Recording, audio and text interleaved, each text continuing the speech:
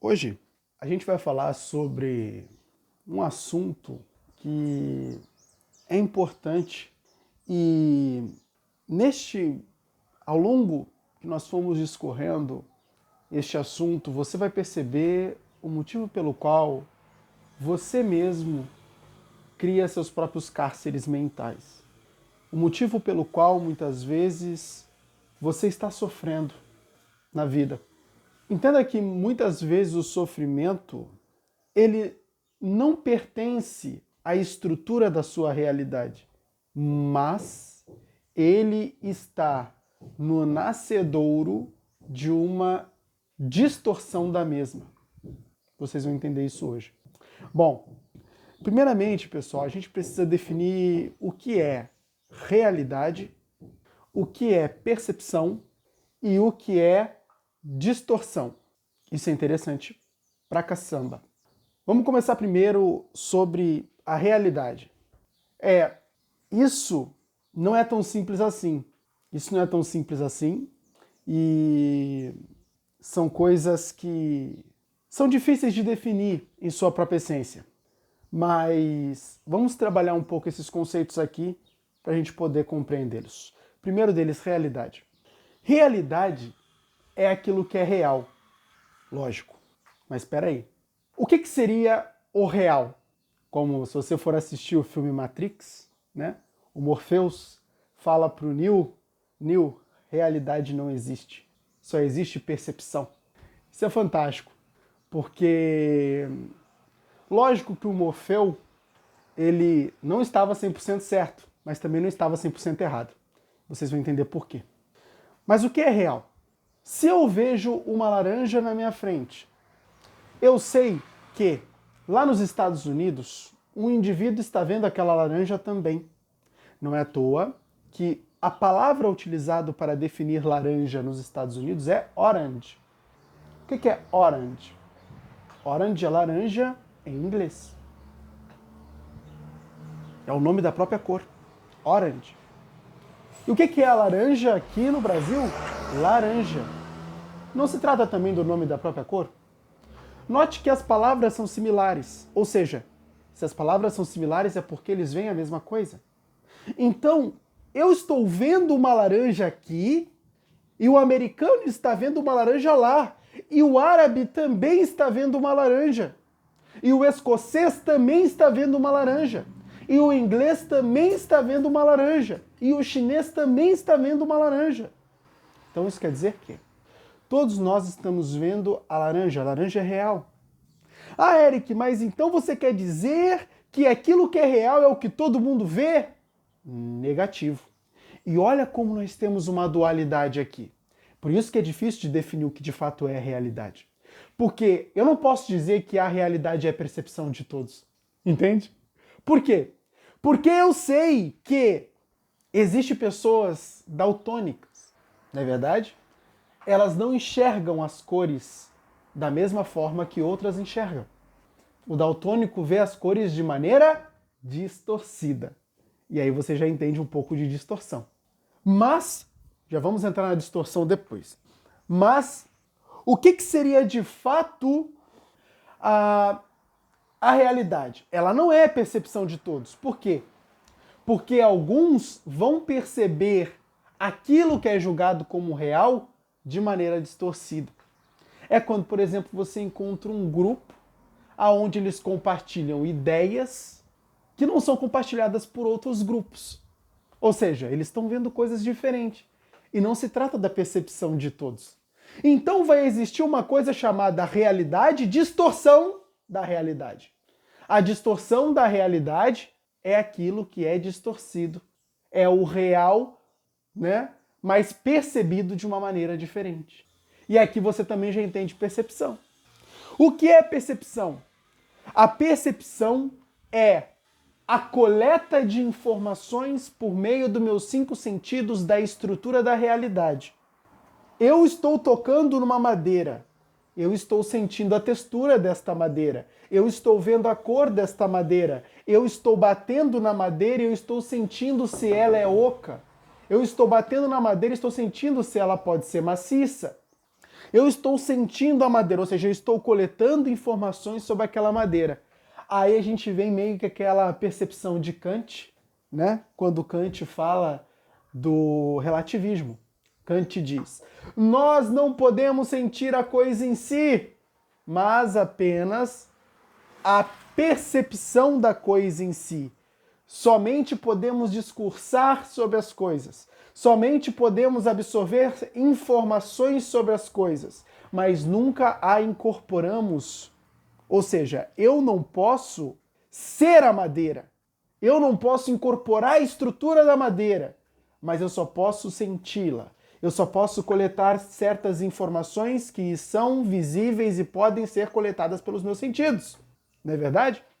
Eu não posso sentir a madeira por dentro. Eu não posso pegar cada milésimo da madeira e esquadrinhar. Eu não posso sentir os átomos dentro dessa madeira se deslocando. Eu não posso sentir os meandros, os detalhes e as informações e as milhões de dados que estão ocultas desta madeira. Ou seja, eu não incorporo a coisa em si. Eu não tenho as informações completas desta madeira, mas eu só tenho exatamente a percepção sobre ela. Eu sei a cor, a textura e coisas que estão visíveis. É por isso que existe uma coisa chamada fator de desconhecimento. Sabe o que é o fator de desconhecimento? Fator de desconhecimento se trata daquilo que você não pode conhecer. E por que você não pode conhecer? Porque estas informações que compõem o fator de desconhecimento não são captadas, não podem ser captadas pelos teus 5 sentidos. Por que você acha que cientistas inventaram um microscópio? Por quê? Você acha que os cientistas inventaram aquelas lentes microscópicas e aquele aparelho a qual ele pode, de uma certa forma, ampliar um zoom fenomenal e poder enxergar coisa que a olho nu ele não poderia? Aquilo expandiu o poder dos seus sentidos, ou seja, tornou a minha visão muito mais ampliada. Note que a gente só pode captar certas coisas da estrutura da realidade com algumas ferramentas que nos permitem potencializar os nossos sentidos e, deste modo, potencializa a nossa percepção. Percebe? Então, acontece que a minha percepção ela é limitada pelos meus próprios sentidos. Eu não sou capaz de perceber a coisa como ela é, mas eu só percebo determinados aspectos da coisa. E é por isso que eu distorço. É exatamente por esse motivo que eu gero as minhas distorções. O que são as minhas distorções? É quando eu, ao olhar para a coisa em si, eu não enxergo a coisa como ela é, mas eu enxergo a coisa como de fato eu posso enxergar. E sempre quando eu enxergo uma coisa, eu não somente a enxergo, eu atribuo significados à coisa. Quando eu vejo uma pessoa dando um tapa em alguém, eu posso interpretar aquele tapa como justo e ao mesmo tempo interpretá-lo como injusto. Se o fulano deu um tapa no estrupador de sua filha, o tapa foi justo. Mas se o fulano deu um tapa num amigo que o ajudou, isso foi injusto. Olha como o mesmo ato pode ter significados distintos. Por quê? Porque as coisas que nós percebemos, nós atribuímos significados a todas elas. Eu estou significando tudo em minha vida. Cada evento que acontece, eu estou atribuindo um significado. Se a minha esposa me traiu, eu posso interpretar isso como bom ou como mal. Eric, como você está dizendo um absurdo, isso é um absurdo. Como você vai dizer que ao mesmo tempo você pode interpretar uma traição como boa ou como má? Uma traição é má por natureza? Não! Não, meu amigo. Não. Perceba definitivamente, não. Uma natureza não é mal por natureza. Nada é ruim por natureza. Não é verdade que às vezes o próprio mal te faz bem? Quantas vezes você não teve uma série de brigas e quando vê você se tornou um apartador de brigas profissional? Por quê? Porque milhões de brigas aconteceram na sua frente. Você pode dizer que essas brigas foram ruins, mas na verdade te tornaram um cara profissional em lidar com brigas. Futuramente, você foi um administrador de brigas fantástico, evitou várias brigas que poderia ter bobas com a sua esposa e ainda ensinou ela a não brigar por picuinha. Por quê? Porque o mal te fez bem. O mal não é mal em sua própria natureza, porque o símbolo do Yang, aquele símbolo chinês, ele é perfeito para descrever isso, aonde basicamente diz que em todo mal tem um bem e que todo bem tem um mal. Olha a história do Siddhartha Gautama, o Buda. Sabe como é que foi a história do Buda? Buda era filho de um grande rei da China. E aconteceu que este rei, ele prendia Buda no castelo e jurou que jamais ia deixar Buda experimentar a dor. Ou seja, seu filho Siddhartha Gautama, né, que vai ser conhecido como Buda depois, quando se torna um líder espiritual, mas antes ele era Siddhartha Gautama, e o próprio pai disse, prometeu, jurou para si que jamais ia deixar aquele indivíduo experimentar qualquer dor. Por quê? Porque ele sofrera muito e não queria que o seu filho tivesse o mesmo caminho. O que aconteceu?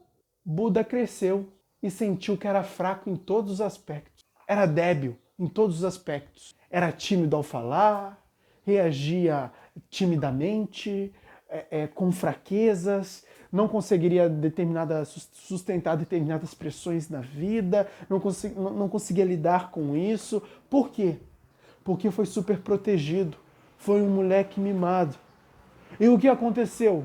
Aconteceu que quando ele reconheceu, quando ele estava adulto, ele reconheceu essas fraquezas em si, ele jurou a si mesmo que ia fazer o oposto que o pai fez. Ele disse, a partir de hoje, eu vou buscar o sofrimento, eu vou desejar o sofrimento, e eu vou em busca de todo o sofrimento, experimentar todo o sofrimento que existe na Terra. Foi essa jornada do Siddhartha Gautama, e foi isso que basicamente o tornou Buda futuramente. Ele começou a experimentar todos os sofrimentos que ele podia encontrar.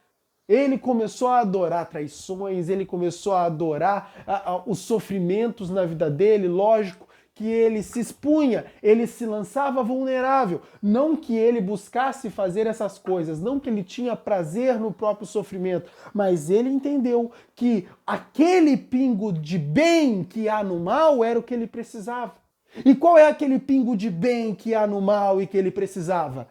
Era exatamente a força que o mal promove, a força que o mal ejeta. Era isso que ele queria, que ele desejava e que ele precisava e que ele buscou. E então, nisto Buda amadureceu. Nisso Buda amadureceu e se tornou maduro. E isso fez bem para ele. Entende? Então você está vendo aqui que existe mal no bem e existe bem no mal, entende? E muitas vezes nós não percebemos isso. A gente olha para uma traição e diz, não, a traição é horrível, a traição é isso, a traição é aquilo. Meu amigo, quantas vezes você parou para perceber que a traição, ela tirou da sua história e tirou das suas vidas piores pessoas? Exato! Quando uma pessoa te traiu, ela mostrou, ela tirou a máscara, ela mostrou quem ela verdadeiramente era e você disse, eu não quero mais saber de você na minha vida. E o que você fez? Você tirou aquilo que é ruim de perto de você. Por quê? Porque ela mostrou a sua verdadeira identidade a você, você a reconheceu como ruim e a eliminou. Imagina se um determinado momento você tivesse dado um patamar de autoridade a essa pessoa em sua vida. Já parou para pensar que era naquele exato momento que você mais precisava que ela poderia de fato tirar a máscara, sendo que ela fez isso muito antes? E de uma certa forma poupou o seu trabalho? Poupou também os sofrimentos que você ia passar pela traição dela? Já parou para pensar que a traição fez você tirar a mulher que não era para ser sua da sua vida, definitivamente aquela mulher que você escolheu errado, ou aquele homem que você escolheu errado, e colocar e abrir espaço para que um novo entre? Aquele que vai fazer diferença na sua vida, aquele que vai te amar, aquele que vai te dar carinho, aquele que vai te valorizar como mulher ou como marido. Nunca parou para perceber isso? Que às vezes aquilo que você julga lá ser ruim, ser péssimo, aqueles anos que você passa sozinha, está doida por um namorado, ou você é homem que está doido por uma namorada e ela nunca aparece, você espera e parece que ela nunca vai aparecer e você já está cansado de esperar, né? E você quer um relacionamento, quer uma mulher ali, mas ela não se apresenta por motivo algum. Então você se desespera, você fica, né, doido, nossa, eu quero. Até que um determinado momento pinta um relacionamento incrível na sua vida e você desfruta ao máximo, com profundidade, com entrega. E a outra parte te devolve isso também, e então você desfruta de um relacionamento 10 vezes melhor que qualquer outro que você poderia ter. O nome disso é valer a pena. Ou seja, valeu a pena esperar. Não é? Valeu a pena esperar. Confúcio, grande sábio chinês, ele já dizia, meu amigo, dor primeiro, prazer depois. O que Confúcio queria dizer com isso? Dor primeiro, prazer depois. Toda vez que nós estamos expostos e vulneráveis ao mundo e que basicamente o mundo nos faz experimentar dor, esta dor experimentada, ela de uma certa forma vai fazer com que o prazer seja muito mais elevado quando ele chegar. Você já parou para analisar isso na sua própria realidade? Quantas vezes você estava faminto e não pôde comer e a fome aumentou e a fome ia aumentando e quando vê você chegou diante de uma comida, a comida nem era boa, algo simples, você fizeram um omelete para você com feijão e você comeu aquele omelete com feijão como se fosse a comida mais espetacular do mundo. Por que isso aconteceu? Talvez você nem gostasse de omelete com feijão, mas comeu com um prazer que nunca viu na face da terra. Se te dessem outro omelete com feijão, você já não ia mais querer comer, porque o que acontece? Já tinha obtido o prazer, não é? Então, quantas vezes você não sentiu aquela comida que até mesmo você jogava ruim, espetacular? Por que isso aconteceu? Porque você seguiu uma regra que ela é importante para a vida. Dor primeiro, prazer depois. Quantas vezes a gente não quer só ir em busca de prazer, e todos os prazeres acabam se tornando fúteis? Por quê? Porque não existe a presença da dor. Quando não existe a presença da dor, o prazer ele é fútil. Não adianta nada ficar experimentando prazer. O próprio Salomão diz isso em Eclesiastes. Então eu decidi ir em busca de uma vida cheia de prazer. Eu me entreguei à bebedeira, eu bebi muito vinho, eu peguei várias mulheres, eu tinha milhões de mulheres, não é? Salomão era assim, ele tinha milhões de mulheres, esposas e concubinas, eram várias mulheres, e ele diz que se jogou na gandaia. E o que aconteceu? Tudo era ilusão. Nada disso me serviu. É exatamente isso. Tudo era ilusão, por quê? Porque a busca por prazer insano não faz diferença nenhuma. Deve haver um fator equilíbrio. Não é à toa que a própria natureza te fez com a capacidade de experimentar a dor e ao mesmo tempo te fez com a capacidade de experimentar o prazer. Isso é um fator importante do equilíbrio. Eu preciso da dor para que ela me lance na direção do prazer e faça o prazer valer a pena. E eu preciso do prazer para que de uma certa forma eu seja recompensado por ter sentido essa dor, para que de uma certa forma eu experimento uma determinada alegria, que logicamente isso vai se desfazer porque uma nova dor vai se concretizar, para que o prazer depois a resolva. E assim nós vamos, esse é o equilíbrio da vida. E a partir do momento que nós eliminamos essa homeostase, buscando prazer, a gente torna esse prazer fútil. Então esse equilíbrio de dor e prazer, ele precisa ser obedecido. Senão o indivíduo ele entra num determinado colapso, entende? Por isso que ocorre às vezes aquelas crianças mimadas. O que é aquelas crianças mimadas? Né? O que é uma criança mimada? Uma criança mimada ela é uma criança que ela psicoadaptou ao prazer. O que é fenômeno da psique? Existe um fenômeno do cérebro chamado psicoadaptação. O que é a psicoadaptação? A psicoadaptação ela ocorre quando eu sou exposto a determinados estímulos que julgo prazerosos, eu colho o prazer desses estímulos, mas à medida que eu vou me expondo a esses estímulos frequentemente, eles já não têm a mesma capacidade de me fazer experimentar prazer. É que nem aquele cara que ele sai tendo sexo com todas as mulheres e ele chega um determinado momento que o sexo não significa mais nada para ele.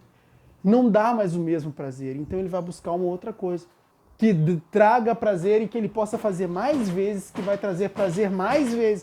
O problema é que ele nunca vai encontrar nada que exerça isso com consistência. Por quê? Porque um determinado momento ele vai psicoadaptar. Seja lá o que for. É exatamente uma das coisas que fazem as pessoas que consomem cocaína ficarem viciadas em cocaína. O que está acontecendo com esse cara? Ele está consumindo cocaína alucinadamente porque o prazer que ele obtém é fantástico. O problema é que ele vai consumindo, mas ele vai percebendo que nenhuma das outras experiências são melhores do que as primeiras. Por quê? Porque ele está psicoadaptando, entende? O mesmo vai acontecer com o sexo, o mesmo vai acontecer com aquela comida que você ama, que você adora, né? E você come ela todos os dias, uma hora você vai o quê? Ah, enjoei.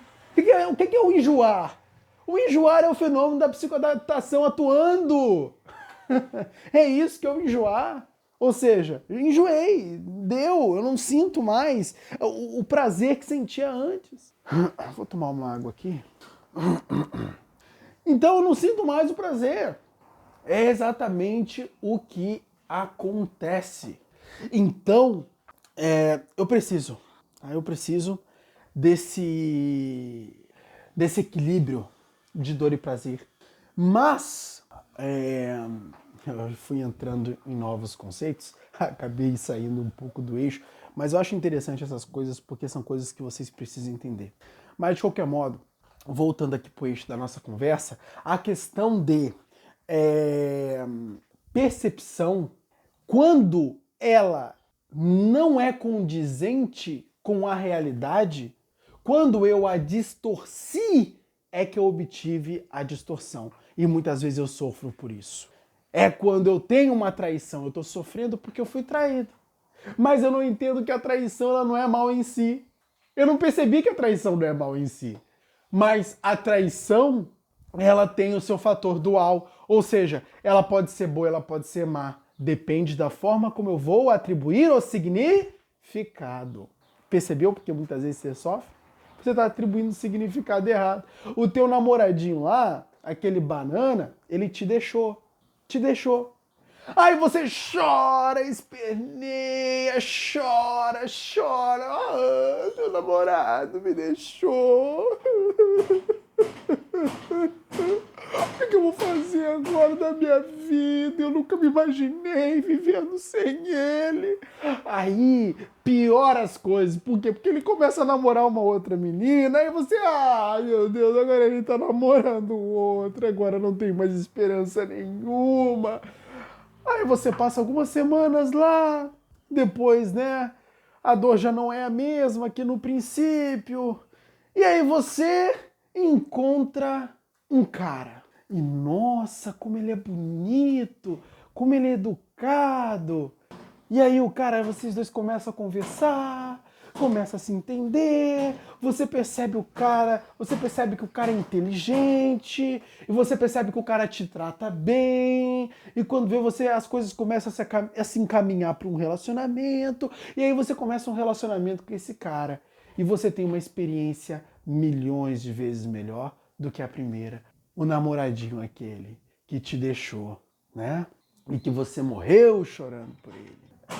Você não entendeu que o término do namoro, ele simplesmente serviu para abrir espaço para um novo ciclo, para um novo relacionamento. Você não percebeu isso, então você distorceu as coisas.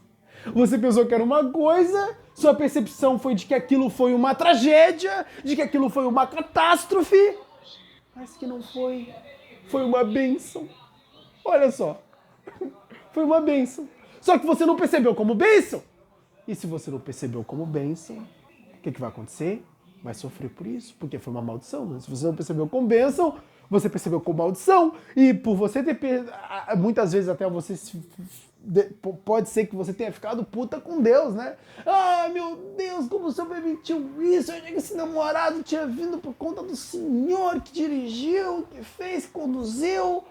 E Deus estava te libertando e você nem sabia. Tome cuidado com os significados que você atribui aos eventos da sua vida. Tome cuidado com cada significado que você atribui aos eventos da sua vida. Você não sabe o que de fato está acontecendo. Você não sabe o que de fato está acontecendo. Se algo é bom ou se algo é ruim, só o futuro vai dizer. Né? Tem uma história que eu carrego muito comigo, que ela é muito interessante. Né? Uma vez um filho de um camponês, ele recebeu um cavalo de presente. Né? Ele recebeu um cavalo muito bonito de presente. E ele, no dia do seu aniversário, assim que ele recebeu aquele cavalo, ele montou no cavalo, saiu galopando. O cavalo ficou um pouco brabo, sei lá o que aconteceu. Sei que o cavalo pegou e jogou ele no chão. E ele quebrou a perna. Aí todos que estavam naquele dia chegaram para o camponês e disseram: meus pêsames, olha o que aconteceu com seu filho. Poxa, ele recebeu o cavalo hoje. Caramba, ele estava tão feliz com o cavalo e agora está aí com a perna quebrada. E o camponês ficou sério e disse: ó, se isso é bom, se isso é ruim, só o futuro vai dizer. E todo mundo assim, não entenderam nada, ficaram cochichando uns com os outros. Nossa, como ele é frio. Ai, será que ele gosta do filho? Ai, ele não sentiu nada, né? O filho caiu do cavalo, ele ficou assim, ó, indiferente, como se nada tivesse acontecido. Todo mundo ficou cochichando. E o camponês sério e tranquilo. O filho lá chorando de dor, né, com a pata quebrada. E o camponês indiferente àquilo tudo. Aí aconteceu que estourou uma guerra naquele país. E os filhos que estavam saudáveis, todos eles foram convocados para a guerra. Sendo que essa guerra, aquele país perderia e todas aquelas pessoas, infelizmente, seriam mortas. Né? Todos aqueles soldados que foram, infelizmente, seriam mortos. Só que o filho do camponês que quebrou a perna, ninguém quis ele no exército. Por quê? Quem tá com a pata quebrada, ninguém quis ele no exército. O que aconteceu? Ele foi o único sobrevivente. E o camponês sábio, ó, se é bom, se é ruim, só o futuro vai dizer. Isso é exatamente uma das metáforas que ilustram perfeitamente essa situação de que se algo é bom, se algo é ruim, meu amigo, não se preocupe com isso não. Só o futuro vai dizer. Você não sabe o dia de amanhã, amanhã tudo pode mudar, entende? Amanhã o dólar pode estar baixo, pode estar alto, né? Amanhã, à espera de um milagre, o real pode valorizar. Entende? Você nunca sabe. A espera de um milagre mesmo, isso, tá? Isso é a espera de um milagre mesmo. Né? O real valorizar é a espera de um milagre mesmo. Mas, se um dia o real valorizar, saiba que Deus existe. Se um dia o real valorizar, saiba que Deus existe. Mas o que acontece? É exatamente o que acontece aí. Entende? É assim que a vida funciona. Você nunca sabe, a vida é feita de ciclos. Um dia tudo pode estar indo bem, outro dia tudo pode estar lá no chão, entende? E um dia você pode estar superando, outro dia você pode estar sucumbindo. E as coisas são assim mesmo, entende? As coisas são assim mesmo. É claro, né, que a gente, dentro de uma vida dinâmica, sempre deve estar buscando superar tudo. Mas nem sempre vamos conseguir vencer tudo, né? Eu acho que essa ideia de, não, eu consigo vencer tudo, também é uma ilusão. Não somos super-heróis. Entenda isso definitivamente, não somos super-heróis. Essa ideia de que, super-heróis existem, isso é mentira, gente. Vocês aí muitas vezes ficam olhando esses caras aí falando, né? Esses caras aí que aparentam ser super-heróis, né? Você fica olhando esses caras aí falando, você fica imaginando, nada deve de acontecer com ele. Gente, pelo amor de Deus, deixa de ser infantil. Pô, pelo amor de Deus, deixa de ser crianças. Ai, ele não sofre. Ai, ele falando, parece que ele é alguém que, nossa, ele não sofre, né? Ele é impermeável ao sofrimento, né? Nossa, você ouve ele falando assim, você imagina. Ó, deixa eu te falar uma coisa.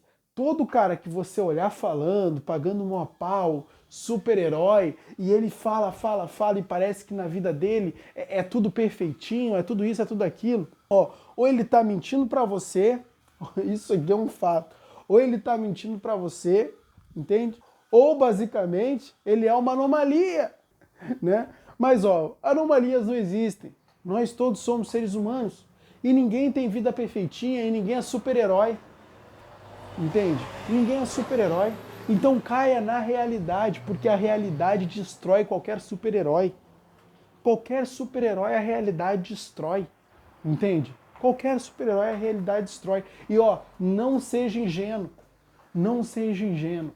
O único que venceu o mundo só está entre nós por meio de espírito. Foi o único que venceu o mundo. O único que venceu o mundo. Só está entre nós por meio de espírito. Porque ele mesmo já não está mais aqui. Entende? Então, esta é a grande verdade. É a grande verdade. Então, pode ficar tranquilo. A vida, ela dá porrada em todo mundo. E ninguém é alheio às porradas. Estamos para o sofrimento como nós estamos para a alegria. Então, muitas vezes você está sofrendo porque você não está entendendo, você não está enxergando a realidade como de fato ela é. Nós precisamos treinar a nossa percepção para ser uma faca afiada. E uma faca afiada, ela percebe a realidade. Percepção como uma faca afiada. Ela percebe a realidade. Ela entende. Não, peraí. Isso não necessariamente pode significar uma catástrofe. Isso pode ser algo bom. É por isso que nós precisamos meditar acerca de nossa vida e entender, não, peraí, talvez não seja o meu tempo agora. Talvez o meu tempo seja daqui para frente. Talvez o meu momento seja outro. Talvez o meu relacionamento, ele está por vir. Um melhor, muito melhor. Entende? E eu vou me preparar. E eu vou me preparar para esse momento. Eu vou me preparar para o melhor momento da minha vida. Entenda uma coisa. A gente deve sempre se preparar para o melhor momento de nossas vidas. Deve ser nossa obrigação nos preparar para o melhor momento de nossas vidas. O que eu quero? Eu quero um homem bom, então eu vou ser uma mulher boa. Eu quero uma mulher boa, então peraí, eu tenho que ser um homem bom. Porque uma mulher boa não vai querer ficar com um homem mau. E um homem mau não é capaz de atrair uma mulher boa. Então, eu prefiro me preparar, eu preciso me preparar para o melhor momento da minha vida. E isso eu faço no agora, desde já, trabalhando em mim, trabalhando em mim, trabalhando em mim, trabalhando em mim, trabalhando em mim, para que eu consiga chegar lá. Então, entenda uma coisa, se pergunte em alguns momentos qual realidade você está distorcendo. O que você está distorcendo na sua vida? Traga mais a sua vida à luz da sua consciência, para que ela seja trabalhada lá. E de uma certa forma te traga algumas observações que você precisa ter para trabalhar com ela. Então, é isso aí. Vai cuidar da sua vida sempre. Sempre cuide da sua vida. Sua vida é responsabilidade sua, sendo ela responsabilidade sua, só te resta uma opção, que é cuidar dela. Se seus filhos são responsabilidade sua, só te resta uma opção, que é cuidar deles. Mas você é responsabilidade sua também. Sua responsabilidade não está só sobre as coisas externas a você. Sua responsabilidade também está sobre o seu eu. Então, é muito importante você entender isso e tratar o seu eu como algo que precisa ser tratado. Porque essa é a verdade, ele precisa ser tratado. Tá? Então, pessoal, vou deixar vocês por aqui, né? E eu espero que vocês tenham entendido essa mensagem e que tragam essa mensagem para a vida de vocês, porque vai fazer uma diferença gritante. Estamos juntos sempre.